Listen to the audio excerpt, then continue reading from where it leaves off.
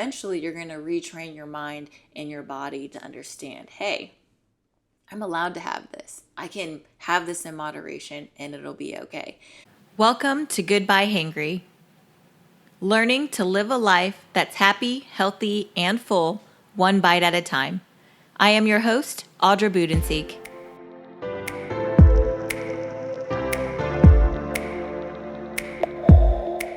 Hello again, and welcome to Goodbye Hangry. I am your host, Audra, and I have with me today Daniela and Michael.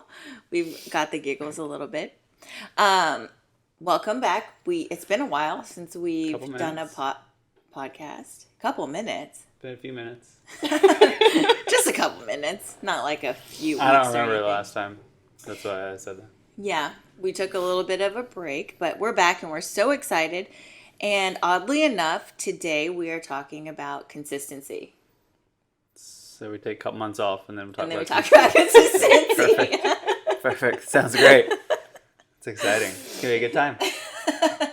But it'll make sense too once we start getting into it a little bit more. But I wanted to start by talking about how I feel like a lot of times people get consistency and perfection confused. Okay. They think that in order to be consistent, you have to be consistently good or right. That's not the case. Maybe one of you guys can enlighten us on perfection, because I don't know what it feels like to be that way at all. So are you turning this podcast into a comedy show, or? That'd be fun. Because I know very little, if anything, about perfection. I'm pretty sure that that's your middle name. I don't know. I feel like Daniela probably leans that way, too. Never. Is that sarcasm? 100% for me. Yeah, I definitely get perfectionism. I think I used to be more that way when I was younger, but it's super stressful. Yes, it is. So, I don't know. I don't know at what point I let go of that. I'd probably have to really sit and think about when I just became more like, well, we'll just see what happens and go from there. How do you let go of that?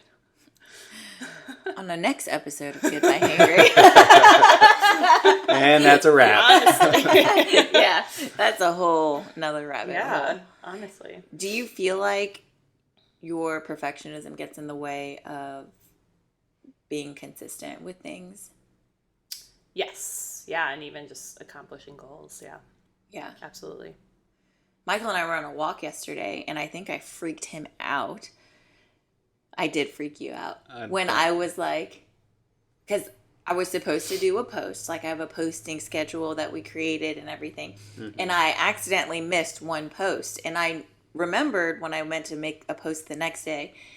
And I told myself, you know what? Just don't fret about it. Don't worry about it. Like, you missed it. No big deal. Just keep going. Mm-hmm. And I'm trying to talk myself through this. And I didn't mention anything to Michael, but on the walk, he said, weren't you supposed to post yesterday? And I said, yeah, I was, but I'm trying not to think about it. And he's like, what did you ask me? I think I was just like, oh, why? Like, why aren't you thinking about it? Oh, he asked me like, well, are you going to post about it? All this other stuff. Oh, yeah. Yeah. Are you going to do it later? Kind of. Yeah. And I was like, well, I'm trying not to think about it, because the way that my mind works most of the time is that the whole perfectionism thing, like I missed a post, I already messed up. And then I like start to get in my head and I wouldn't have posted the next day. And if I didn't post the next day, then, well, we might as well not do ad work. We might as well not do this. Like, it's like this huge snowball effect that it's like this tiny little thing. Fast decline. Well, that escalated quickly. And that's pretty much like how it goes in my head, which is terrible. But Michael was shocked. Yeah, I was like, that happened fast. That's what she said. Like, that took you... Did she? Okay. Just kidding. Okay. Yeah. So I think that for sure for me, my perfectionism gets in the way of being consistent and remaining consistent. because I have this impossible standard that I place on myself. And if I don't uphold it, then I become extremely discouraged. And because of that, I just drop it all. So, yeah. So, I mean, I'm sure people listening, I don't know, Daniela might be like, yeah, I definitely relate with that. But I don't understand. Does it not occur to you at some point that not doing everything else is going to lead to worse than just missing that one thing? It does occur to me, but like even knowing that doesn't help. Is that because it'll happen later? Or is that... I think, well, when I mess up, or especially if I do a big mess up, I think, oh, I'm going to start over. Instead of starting from where I am, I want to start over and redo it again and make it perfect. I don't think, oh, I've already come this far. That's one little bump in the road. I can keep going from here. I want to immediately revert, start over, and try to make it perfect. I mean, I've gotten so much better, thank goodness, because that is stressful as heck. Yeah. Especially trying to run a business that way. Whew. Well, yeah, I guess I just don't... I don't know, you have this idea, this video that we're going to make about spilling milk or whatever.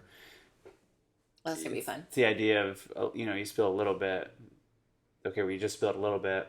Why are you going to spill the whole gallon? But what I'm asking is, do you think that you don't take that into as much consideration because it happens later? Whereas, like, with a gallon of milk, the mess would happen immediately. But, like, the things that you're dealing with, the mess won't happen immediately. It'll happen somewhere in the future, which you aren't really thinking about. Does that make sense?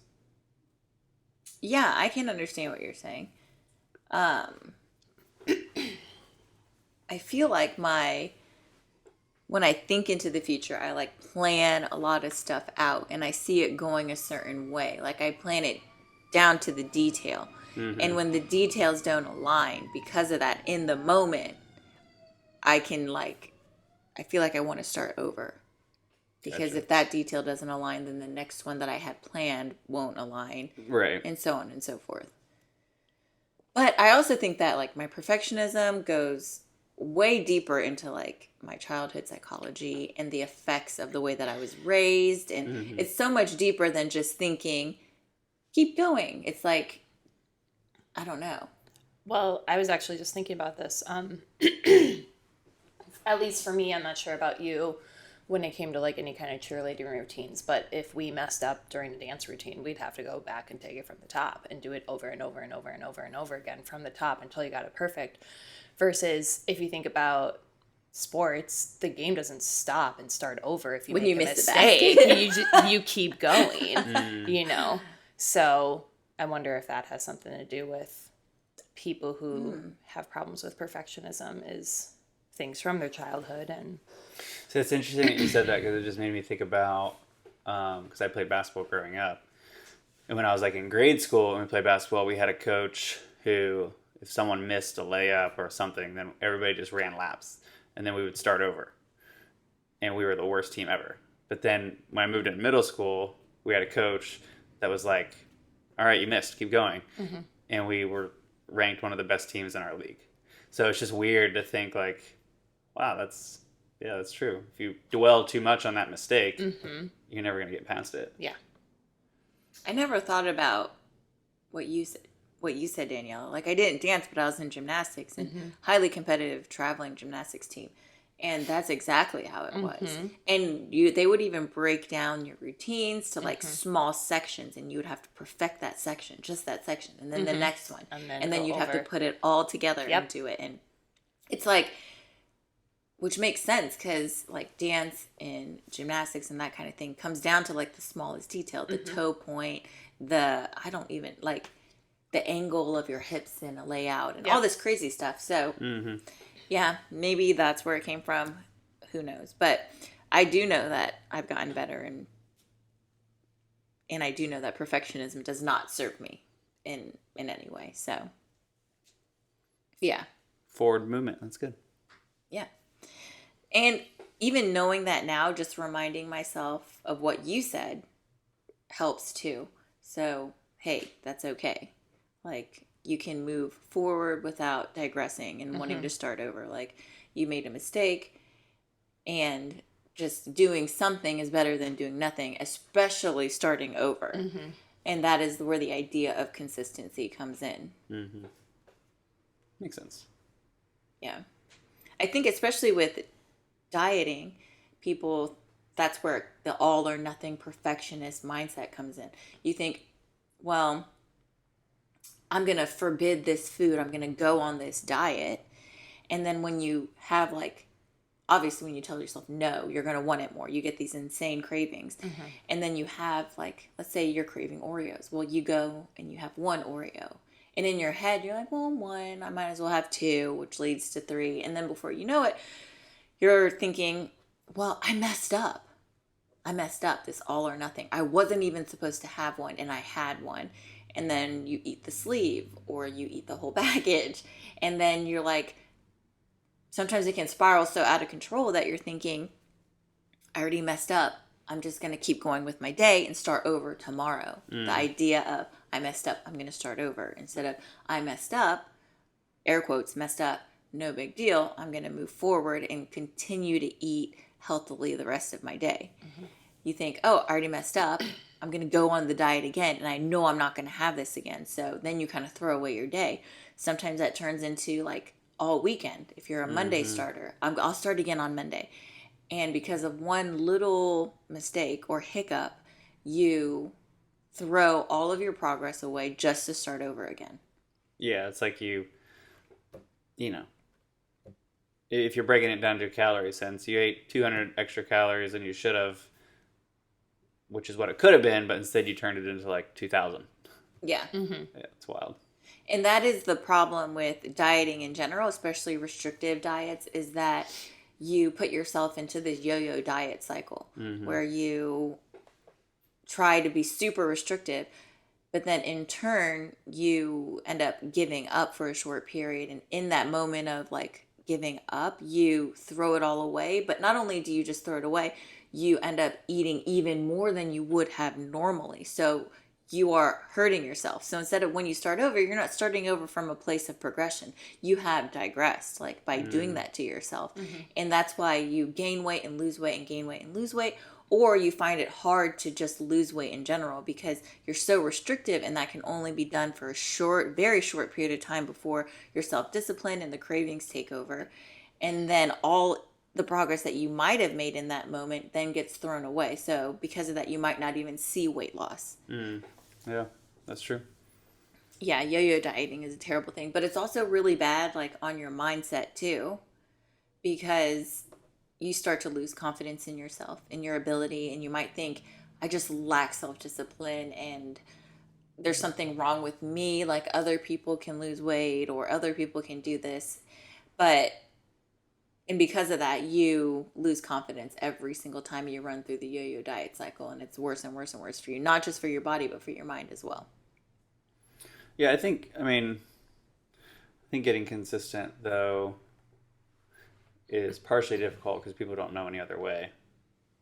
Like, they've only ever known yo-yo dieting or quick fix or... And there's so much stuff out there that wants you to do these crazy diets. Like, the majority of stuff that I see out there on weight loss is insane things. Like, take these pills, go and to eat this, 100 calories. Go to this doctor and get this shot. Like, do keto. Like, completely cut an entire food group that your body needs out of your diet. It's just, there's no moderation. There's no consistency in those things. And it's completely unhealthy for you.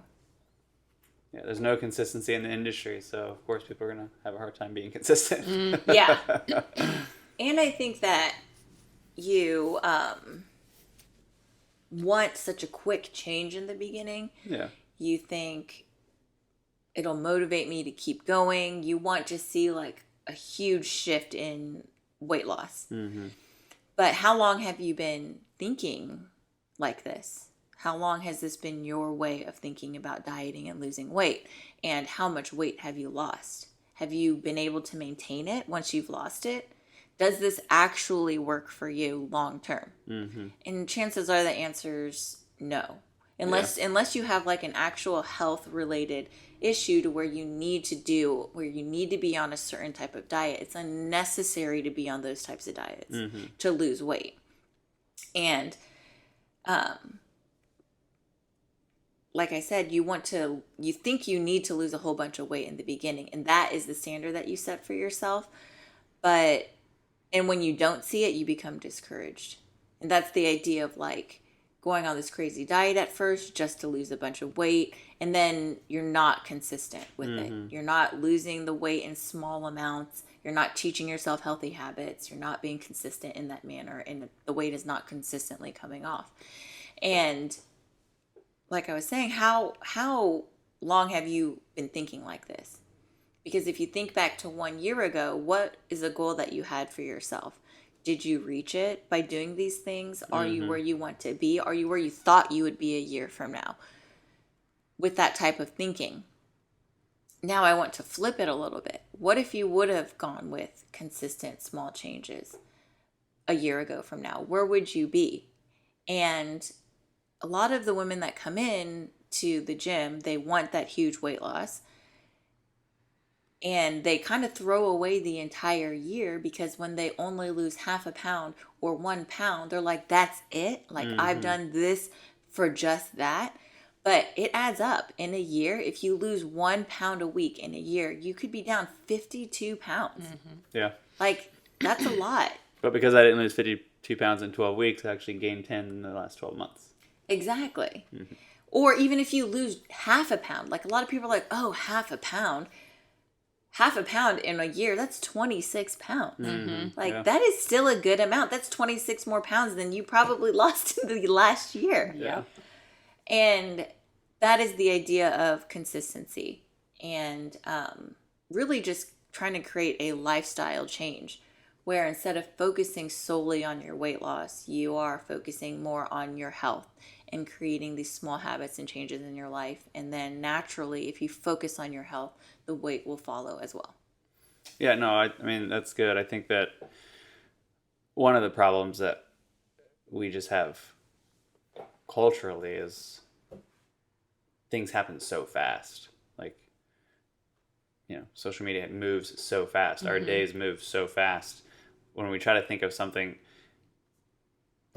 over 5 years, it's almost impossible, let alone like trying to break it down to just what does the next 6 months look like? What does the next 12 months look like? But yeah, I mean, if I don't see my goal in 90 days because I feel like that's reasonable for me to reach my goal, then I just throw all that away. Yeah. And then in 12 months, I'm starting that same goal over again. So every 12 months, I mean, we would see this in the big box gym. People would join between January and February on a promotion, leave in March or April, come back in January on the same exact promotion because they wanted to restart and redo it. And you would sit down with these people and it would literally be the same exact goal, except they needed to lose more weight. Because over the 12 months, they actually gained more weight. So instead of only needing to lose 30, they now needed to lose 35 or 40. Or instead of 60, it was 65 or 70.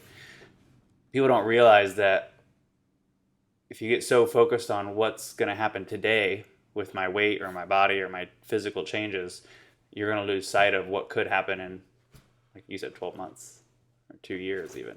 Yeah. And I think that's the idea behind focusing on your health instead of necessarily the number on the scale, because the number on the scale isn't going to make you healthy necessarily. But if you work on your health, the number on the scale will naturally start to drop. Yeah. Yeah, you made a post yesterday. I haven't read it yet. About, was it Rebel Wilson? Yeah, we're going to talk a little bit more about her later too, but go ahead. No, I was just saying I hadn't read it yet, but I think that was kind of along those same lines as from the headline. It seemed like she was more focused more on health than on, but if you're going to talk about that, then yeah, no need to veer off because of me. Yeah, we've talked already a lot about like the tips that we have for today naturally in the conversation that has flowed, but I'm going to just bullet point them more specifically. So today we have 5 tips for you to help you be and remain consistent in your goals for 2021. And the first tip is to start small. So start small with your habits. In the post, I talked about trading 1 soda for 1 cup of water if you struggle with drinking water. Doing 1 sit-up and then working your way up and building your way up. Like, you don't have to immediately go from sitting down to an hour, 2 hours in the gym. Like, that's ridiculous. You don't go from a sedentary life to running a 5K. So you need to be realistic. And because of that, set really small goals and then add to it. Like, once you master that small goal, add to it. The goal should be small enough that it's 100% doable. Like, there's no reason why you can't do it. And then in that way, you're setting yourself up for success, and that success will motivate you to keep going. Yeah, no, I like that. So at the beginning of this year, I started doing like cold water therapy stuff. You obviously know because you've been doing it. But it's the same idea of like starting small. Like when I first did it, I started at 30 seconds and then moved up to 45, a minute. Now we're at like 2 minutes. By the end of the week, we'll go to 3 minutes. But it's just that same idea of slow progression. I think that goes along with everything in life. Like nothing's like, you're not going to just change one thing and all of a sudden, you're going to have a better life or a better job or a better, I mean, you might get a better opportunity, but that opportunity is not going to do something on its own. Like, you still have to take small steps to improving or changing in that area. So it's just it's applicable across many things with our life. I read something in a goal setting book, in a creating habits book, that talked about your goals should not be your method. So what you were talking about, you want this career or you want this job, but you're where you are right now. You don't jump immediately to doing what that person in that job is doing. You don't immediately jump to, like, for instance, if you want to run a marathon, that's a goal for you, but you have a sedentary life. You don't immediately jump into trying to run 26 miles. Like, that's not how it works. Your goal should not be your method. So you start small and slowly work your way up, because somebody who's already running marathons did not start running marathons. You have to also look at like how they got to where they were, and you can also mimic that and build off of that too, according to like what you need as well. Yeah, for sure.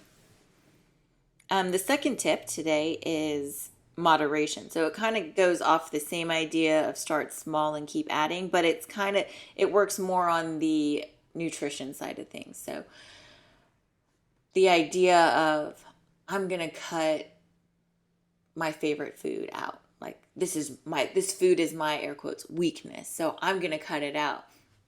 And that never works. So the idea of trying to keep doing something for yourself that doesn't work is crazy. You think maybe one day it's going to work, and because of that, you feel like you're broken because it's not working. But the idea of moderation is to allow yourself to have these things. Like, don't say no. Don't set rules, instead set boundaries. So the idea is, if you know that, let's go back to Oreos. I don't know why I keep talking about Oreos. I hate Oreos. But anyway. Love Oreos. Gosh. Well, there we go. Maybe subconsciously she's trying to help you get away from Oreos. Well, luckily I don't go too nuts with them. But you take 2 double stuffed Oreos and you take a cookie off of each, and then you put the 2 cream sides together, and then you have a mega stuff. I can see how that would be good. I only like the vanilla ones because I don't like chocolate. But The stuffing is the worst part for me. That's why I don't like Oreos. Oh, it's so good. The mint ones. Love. Birthday cake ones. There's a bunch of manufactured flavors. No. So much processed food. It Canola oil. Highly palatable. Let's I'm gonna say let's break down what the actual ingredients of that cream is.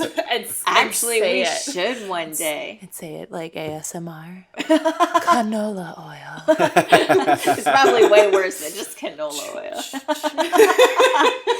And then crunching on it. That's awesome. But yeah, so using Oreos as an example. Mm-hmm. You love Oreos. But a boundary would be you don't keep them in your house.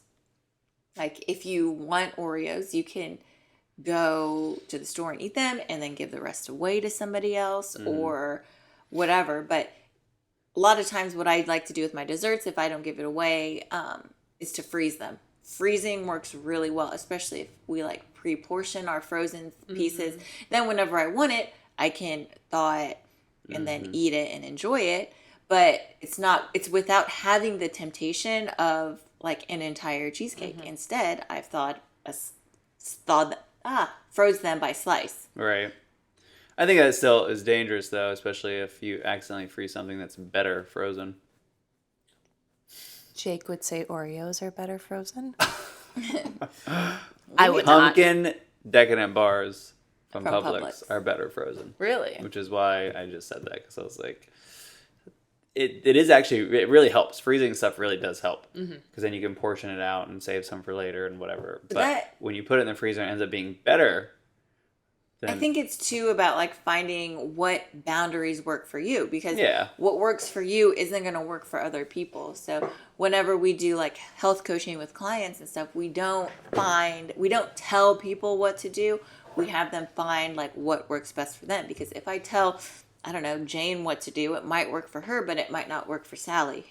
So everybody's different. The way your mind works, the way your cravings work, your lifestyle is different. So it's about finding different things that work for you. Well, we had a client, going from there. We had a client a few years ago that the small change or the boundary that we put in place was, instead of choosing high calorie meals when they went out to eat, choose lower calorie meals, because they were eating out every single meal 2 to 3 times a day, 7 days a week. It's a lot. So it was either fast food or restaurants. They never cooked at home. They never had anything prepared by anybody other than a restaurant. So sodium levels were high, fat levels are high, all that stuff from a nutrient standpoint. But step one was just, okay, well, this is what you've been choosing. This is 2,000 calories in one sitting. Let's try to bring that down to 1,000 or 1,200. So yeah, I mean, it depends on where you're at. It depends on where you're starting. Like what boundary makes sense for sure.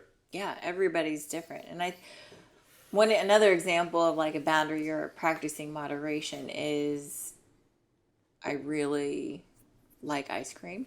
So we'll go out and get ice cream at like a place, and we'll get like a serving of it. Instead of bringing a ton of it home and having it there, we go out, and then when we come home, the temptation is no longer there, but you've also satisfied your want as well. And then it's no longer like in the back of your mind haunting you. Yeah. Not everybody has this option, but we also have a freezer at the gym where we will hide food too, and we don't want to have it at the house. So if you have a friend's freezer, here you could hide it with. Hide food in. But obviously, the more that you practice moderation, the easier it's going to get. You will no longer have to do these things, because the hardest part is like your mind. Your mind has been in so long this cycle of restriction, binge, that breaking that is the most difficult part. It's not the actual part of saying no, it's breaking that mindset. So you're going to find like when you have a bite of something or you have a piece of something, your mind is naturally going to want to revert to that, oh no, like that like panic where it sets in and you're like, I messed up. Your mind is going to do that.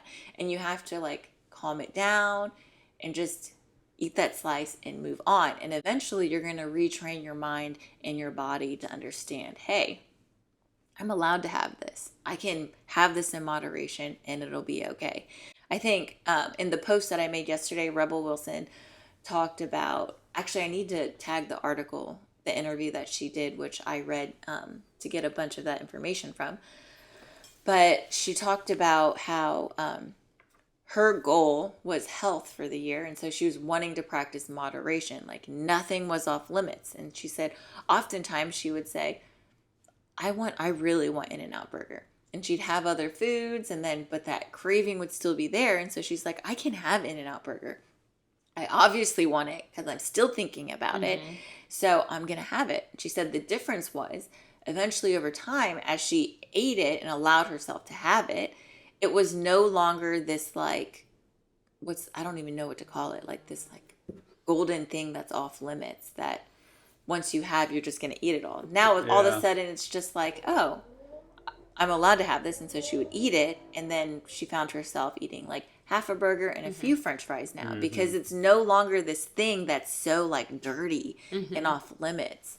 It's now something that's okay. Yeah. Like you no longer have this, like your mind no longer has this like crazy urge to just want it all because it never knows when it's going to have it again type thing. Yeah. I mean, I think naturally we like push back on anything we're told that we can't do or can't have, or natural human tendency. Yeah. So if, a food is off limits or, deemed bad, we're only going to want to go explore that more and figure out like, oh, this is delicious. Like, yeah. Forbidden fruit. Hey, there's that. So moderation was tip number 2. Tip number 3 is to choose health over weight loss. We talked about this a little bit. And I often find when people come in, we ask them about like their whys, like why do you want to lose weight? And one of the biggest reasons is because they want to be healthy. So losing weight necessarily doesn't lead to health, but being healthy will lead to weight loss. Because a lot of times when you lose weight, you do it in such an unhealthy manner that it's not going to lead to health. It doesn't make sense. I know for me, I struggled with this for a long time, like the idea of food guilt. And when I had something bad, I'd want to spend a ton of time in the gym to work it off, and then I'd be panicky about it. But that's not healthy. So the idea of weight loss to be healthy, but doing it in an unhealthy manner is asinine. It's just, it doesn't make sense. And I think when you focus on weight loss, you start to get into this like yo-yo diet cycle again, or the perfectionist mindset cycle as well. And weight loss is more very short term in terms of like the way that you think and the way that you plan and how you go about it. But if you focus on health, you're going to think more long term and more lifestyle changes when you view it in a healthy way. And because of this, you're going to lose weight in a consistent way, in a steady way, and you're going to be able to maintain it long term, because while you're doing it, you're focusing on how to change your life, the foundation of it, to be more healthy. So once you reach your goal, you're going to be able to maintain it because you've set the foundation for it already. Yeah, that's good. Tip number 4 would be to keep going. Just keep going. Just keep going. Or swimming. Yeah, it's swimming. Just keep swimming. Yeah. Just put the word going, that's fine. Yeah, Still going works. Just keep going. I like swimming, but anyways.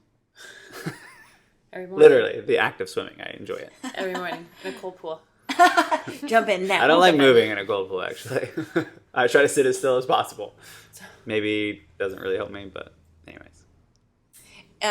This is one of my favorite tips to keep going, because part of changing your lifestyle is self-awareness and getting to know yourself better. Because you are going to make mistakes. Like along the way, you're going to make mistakes. You're going to slip up. You're going to learn things about yourself. So instead of viewing like mistakes as an end all be all, like I made a mistake, I'm going to start again, you look at that air quotes mistake and you think, oh, like what can I do differently? What can I learn about myself in this moment that I can use to help myself in the future when this comes up again, or if this were to ever come up again.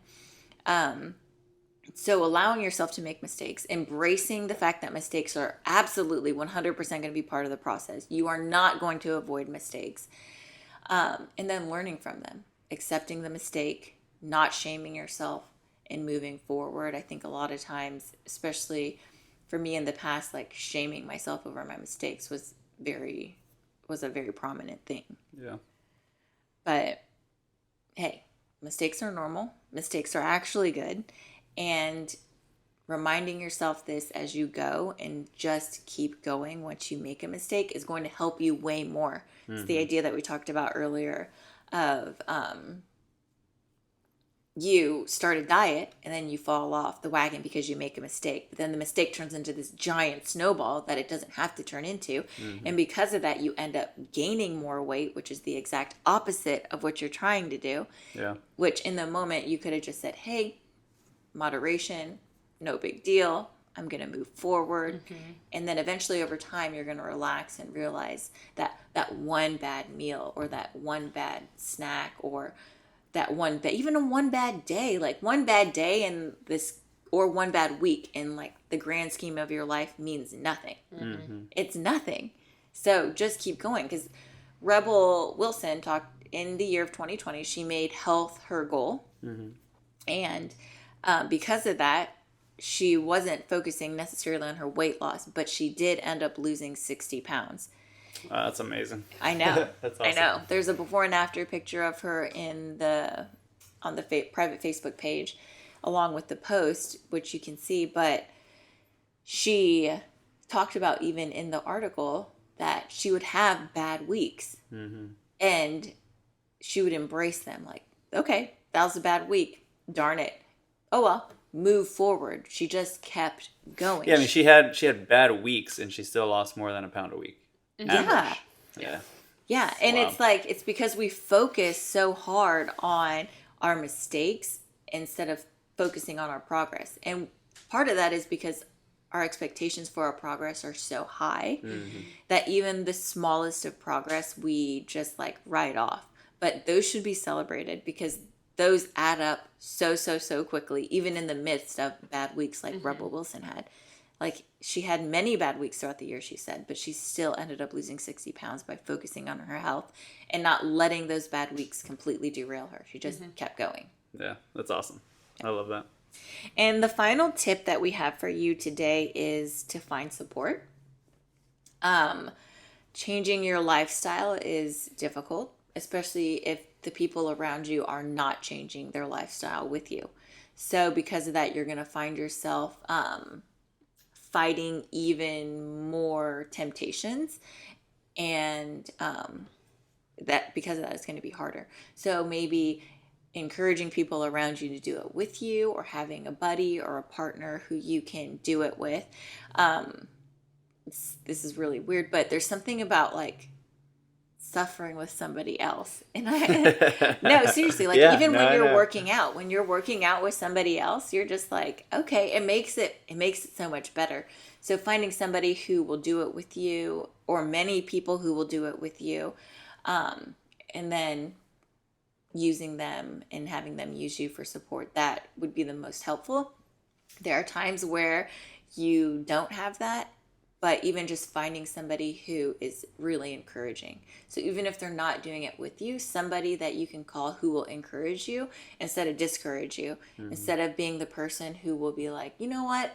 F it. Let's go out and do this. Let's do that constantly. Yeah. Find the person in your life that you can rely on for that kind of support, and call them and have them be there for you whenever you need it, because you are going to need that support. Yeah.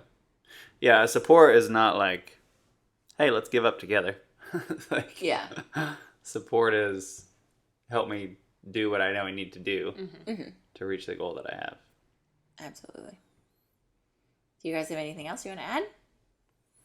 I don't think so. Daniela? I'm good. Okay. You said it all, Audra. I'm that good. But just to recap real quick, I want to go over the tips again. So tip number 1 would be to start small and keep adding things in.